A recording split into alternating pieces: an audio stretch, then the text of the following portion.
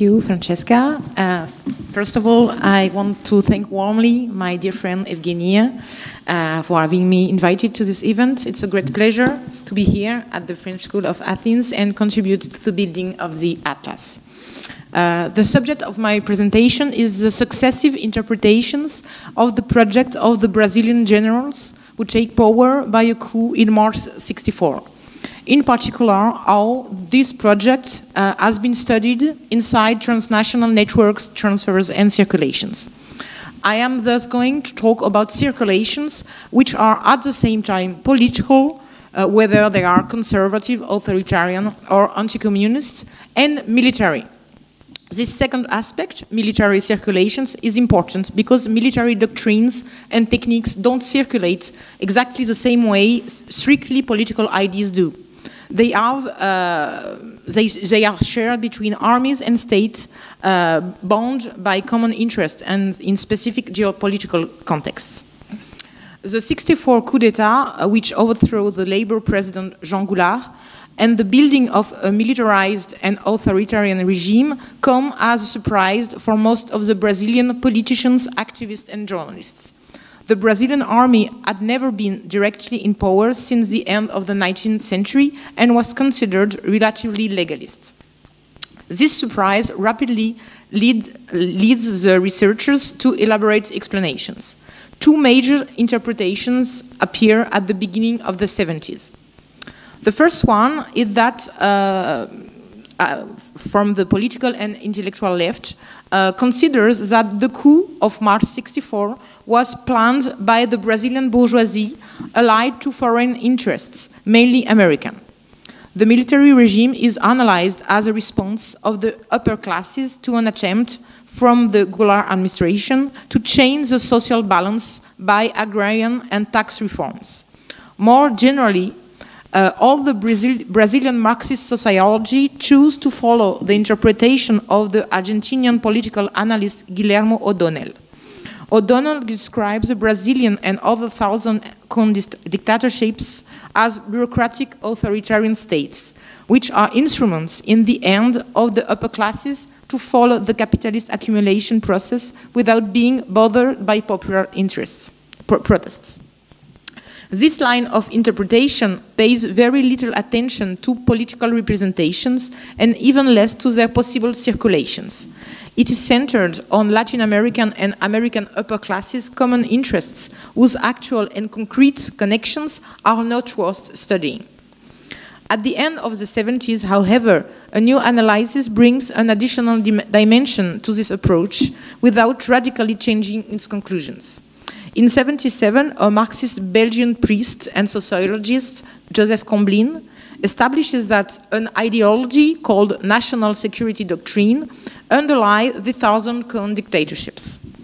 Originated in the United States, the NSD would have been imported in Brazil by the Brazilian Superior War School, founded in '49. The basis of the ideology this ideology is to apprehend the political and social game as a war against subversion. This war justifies cracking down on all social mobilizations, militarizing the state apparatus and public safety, expanding the intelligence systems, and rejecting parliamentary democracy. Combline read the NSD as an ideology in a Marxist sense of the term, that is, as the product of relations of domination, giving more cohesion to social classes in conflict. In that sense, the NSD is in no way contradictory with the analysis of the Marxist sociologists who see the Latin American dictatorships as upper-class revolutions, independent capitalist economies. One thinks the superstructure, the other the infrastructure, so to speak.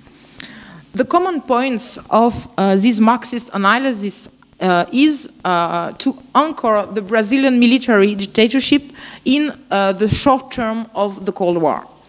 Not to take seriously any autonomy of the military institution, which is only the armed wing of the bourgeoisie, To consider the economic, military, and diplomatic dependency to the United States as crucial to understand the actions of the military the Brazilian military purchased. As a consequence, all the transfers are obviously unilateral from the United States to Brazil. The Brazilian military and civilian elites are vassals and act and receive ideologies as such.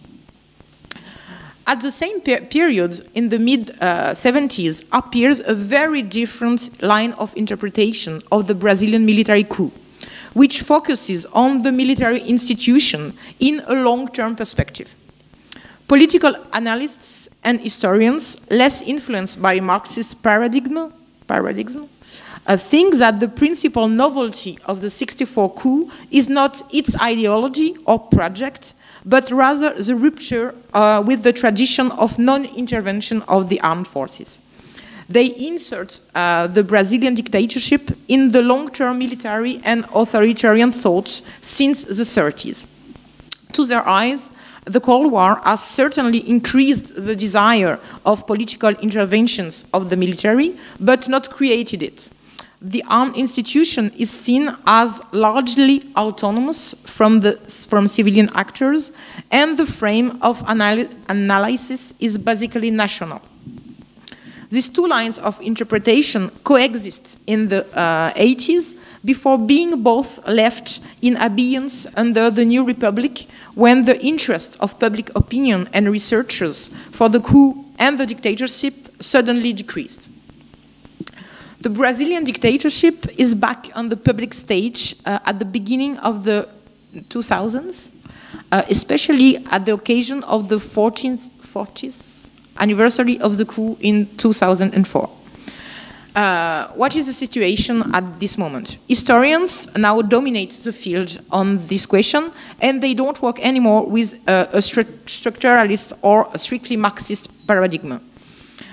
We can draw three main characteristics of this new generation of researchers. First, it's not anymore about defining a unique ideology of the regime. The heterogeneity of the conspirators are often underlined, as well as their projects and ideas. The national security doctrine is presented as linked to a specific military group, which is neither hegemonic nor mechanically produce all the economic or repressive policies during the dictatorship.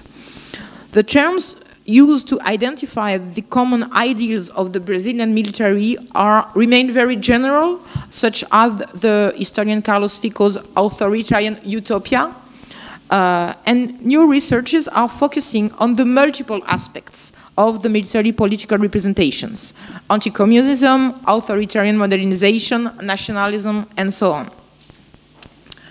A second important characteristic of the new generation of researchers is that all the political imaginaries of the military in power are reintegrated into a long-term history of Brazilian conservatism and authoritarianism, rather than pure products of the Cold War. The primacy given to the long-lasting history in a national frame has consequences, especially a delay entering the new Cold War studies on one hand, and the emerging transnational history of right-wing ideas and movements on the other hand. This logic of reintegrating the history of the dictatorship into a national and long-term history has a meaning when we think about the maturation of the new republic, that is to identify an authoritarian, authentically Brazilian tradition. So it has a political signification too.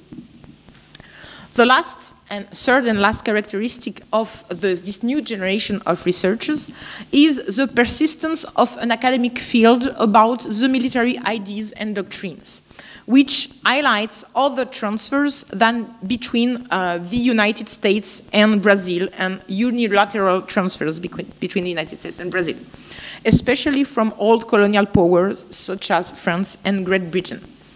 The political analyst Jean Roberto Martins Filho has been a pioneer in this field, describing the importation of the revolutionary war theory from France since the end of the 50s and the sharing of torture techniques with Great Britain at the beginning of the 70s. These researches show how important it is to take into consideration the originality of military transfers. They go through specific ways, stages and trainings, translation of military reviews, which require cooperation agreements between countries. Military circulation rarely depend on informal networks. Military connections between Brazil and the United States remain an open question, obviously, but they now are treated they now are taking more seriously into consideration the agency of Brazilian actors who are not reduced anymore as puppets or clients of the Americans. What can we draw for the Atlas project from this historiographical state of play?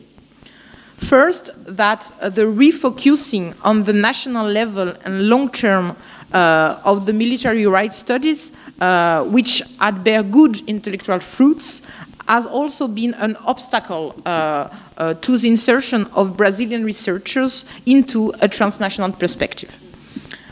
Secondly, that inside this field of the right-wing imaginaries, the researches about military doctrines and imaginaries are probably the more engaged into a transnational perspective. This is always the case, in my point of view, of military studies, because armies always get prepared to fight one another, and for this reason they are known, they have to know and to appropriate other institution strategies and war techniques, and as a consequence they are studied as such, as interlinked institutions. Finally, we can draw from these considerations a small work program. First, that the Brazilian military project has to be understood in all its ideological and political dimensions. I'm convinced that the time of finding a unique ideology is past, and we have to understand the diversity and fluctuancy of the imaginaries. And all these dimensions are inserted in different international networks. Catholic traditionalism, for example, don't circulate exactly the same way that anti-communist strategies, which don't circulate exactly the same way as economical modernization projects. Each one has its own actors and networks, as well as counter-insurrectional doctrines, which circulates mainly through military networks, as I said, which are quite different. So each of these dimensions have its own spaces and its own logics, even if sometimes there are the same actors that bears and share and expand some of these imaginaries. For example, some of the military are activists in the Catholic traditionalism fields, and they are their connections in these fields, and they are also professionals, and they have other connections which connect to each other. It's this part that I know better.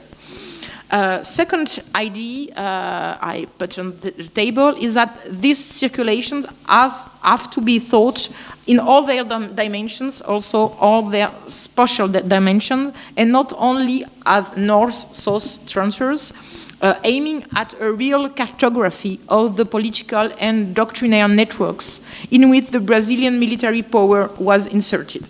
I am using the word cartography in a very concrete way. I think that we need to visualize how these actors were circulating, and I think it can be an idea, what can we do with this spatial dimension, and if Atlas can't be a way to identify, to visualize how some political ideas, practices, and symbols were circulating. It's important for the Brazilian military right because it helps to understand, in particular, how in the South-South circulation, Brazil had become a continental hub in the diffusion of repressive techniques and professionalization of intelligence, which is something mainly because of the delay, when I have been written, I can say, because Brazil left early the Condor operation, it hadn't been considered as a long-term hub of repressive technique, but we begin to discover that it has been a hub from the beginning of the 60s to the end of the 70s, and this is something that has been covered by the analysis about North-South circulation from the United States and now from France and all colonial powers, but that Brazil produced techniques, produced ideologies and imaginaries and counter-insurrectional techniques, and has defended it in the South American countries, but also to the north, to the United States and to France and Portugal, is something that we have to study more and we have to visualize. Thank you. Thank you, Maud.